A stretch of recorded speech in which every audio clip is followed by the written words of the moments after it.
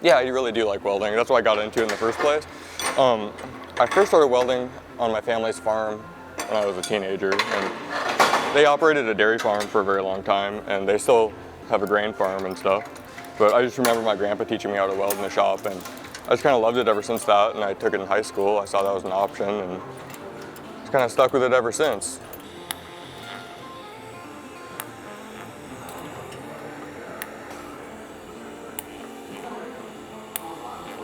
Oh yeah, this is a heavy fixture. Most of them aren't very heavy. Yeah, we probably have about 50 different fixtures. So each part of this fixture does a different operation. These hold the tips to make sure they're straight and the stagger's even. And so the hangers sit here, and then the mufflers sit here, and there's also inserts that go here for the muffler deletes. And so the flange sits here, so everything has an exact spot where it sits, so it's maintained consistency every time. This part? Yeah, so what I did is I added these centering studs. So when you put the flange on, it could rotate and it wouldn't be consistent, but I added those studs in the holes, so it mates up perfectly. And as long as it fits over the studs, it self-centers. So you have to just clamp it down. Is that an idea of Ben's? It was not. Oh, you can't take credit for it? I can't. It was my idea to put it on this, but it's been done before.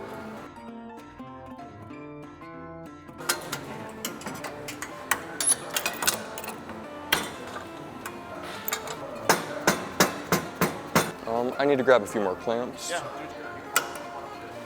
Yeah, so before this step, there was the initial tack out process where I tacked out the legs, and then those got welded out.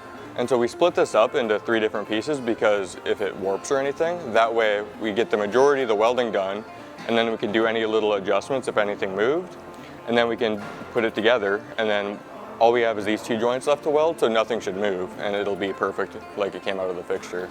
And then all of these are numbered. So these should be numbered 1 through 8 since we're doing 8 in this build. And all these stay together because they're fit specifically with one of those. They should all mix and match theoretically, but there is some slight variables just because the J's are different and they're fit all by hand. Every time I like to spend a lot of time outdoors in the woods, hiking, hunting, fishing, camping, outdoorsy. Dude. Yep. Bear meat's actually very, very good. What does it taste like? For a lack of a better term, it kind of tastes like beef. Like just meat? Yeah, like just ground beef. So I actually like mix it with beef fat. Okay. So I make most of it in I have like 50% jerky and then the rest is like ground. So it's like pork, you have to cook it really well. So I just mix it with beef fat and it makes really, really good burgers. Definitely. I got my bear with my bow last year at like 7 yards or something like that. That's terrifying. Yeah. I would not. I was up in a tree, but Okay. Still. I was only Well, like 10 feet up. Pretty well. Oh yeah.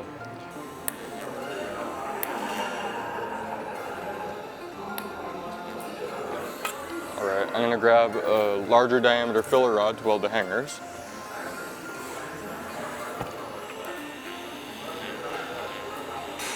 Before I like to hang it on the rack, I just double check everything, make sure there's no damage on the tips, everything's straight. Started here November 1st, so coming up on my year. I really like it here. I like all the people. I like the work so far, so I really can't complain. Yeah. This is my first welding job. I did go to trade school for welding for 10 months, so I do have some experience, but not in the workplace, besides this job.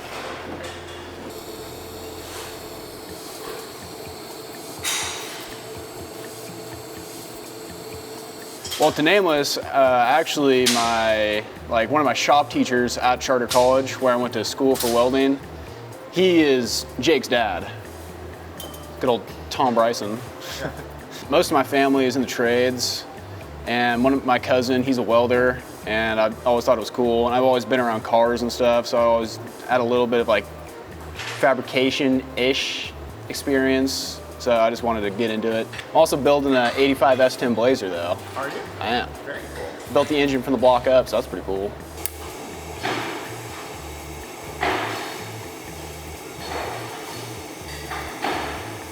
Because I only work with Ben and Austin basically. So it's our little 3-man team, then we just go from fit to weld and then repeat, and that's just kind of how I've got the hang of it. Usually listen to music or podcasts, top tier podcasts. I listen to a lot of The Honeydew with Ryan Sickler. It's a nice comedy podcast. Of course, JRE, and then, yeah, that, and then I like kind of like true crime and like horror stuff like that. Something really interesting. That's all about that Yeah. stuff too.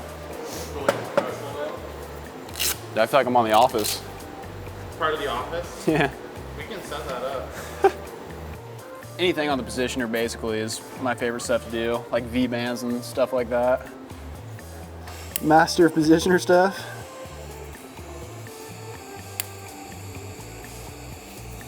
Yeah, just because it makes everything go faster. So if you keep doing different stuff every time, then you might miss something. Not really with these, just because there's only the 2, but like when we're doing axle backs, I like to go gussets first.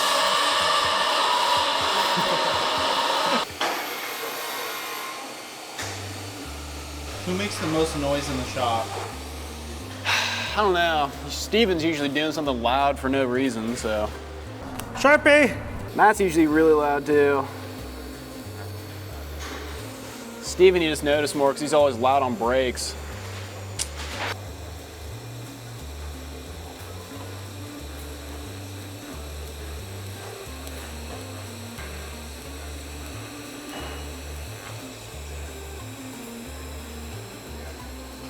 It's really just spread pretty evenly. We'll just kind of like rotate who's fitting and who's welding. Usually be one person. Actually, it depends. Because like with the hatches, it's only that one piece, so we need one person fitting it. But if we're doing like left and right side axle backs, then we'll have 2 people fitting, and then one person is jumping ahead and start welding them out. You know. How do you guys determine who does what? Basically, just however the other build lines up. So say if like there's a couple axle backs left and Ben will move on to fitting, and then I'll move on to fitting, and then we'll just leave Austin with the last 2. It's basically we just kind of rotate. You're probably gonna get on video and probably have to make like a compilation of how many times I stick my tungsten though. That'll be okay. So that's my go-to skill set here. That's your go-to? That was kind of my goal with like applying for the company is like at some point I did definitely want to learn either welding or just like machining in general. I got pretty lucky that they had the opportunity for me to come here and work my way up. You know, I started boxing and just put in a lot of effort there, and you know kept trying to talk them into at least letting me like train in my free time, just learn how to weld and get the basics of it. And you know, the time came around and they offered me a position in welding, and so far it's been going pretty well, I'd say. You know, from my understanding, TIG is one of the harder welding methods to learn, and especially with us welding on stainless, which is also one of the harder materials to weld on as well. It's kind of coming into like, you know, something that you've never done before and going basically on the hardest mode possible. And you know, it's kind of one of those things where you kind of have to really be committed to just wanting to learn. You know, in my free time, I try to do like research on like how to improve, you know, better flow and just small things that kind of help me when I come back to work. Definitely the biggest thing is just being hands-on and just learning. Like, you know, I was pretty nervous my first time welding because it's like I've never done it before. And now, you know, I get through parts pretty frequently, or pretty quickly, I guess, and seem to be doing pretty well. And they haven't fired me or kicked me out yet, so I guess I'm doing all right. I don't know, it's really rewarding at the end when you get to see like the progress you've made. You know, when I started not having any experience whatsoever, it's like my welds are terrible. And I mean, now, you know, they're not perfect, but you know, I'm pretty happy with where I've gotten. I mean, every day that I come in and start welding, and you know, I just see that, you know, my welds look more consistent, or my temperature is a lot like better on the welds.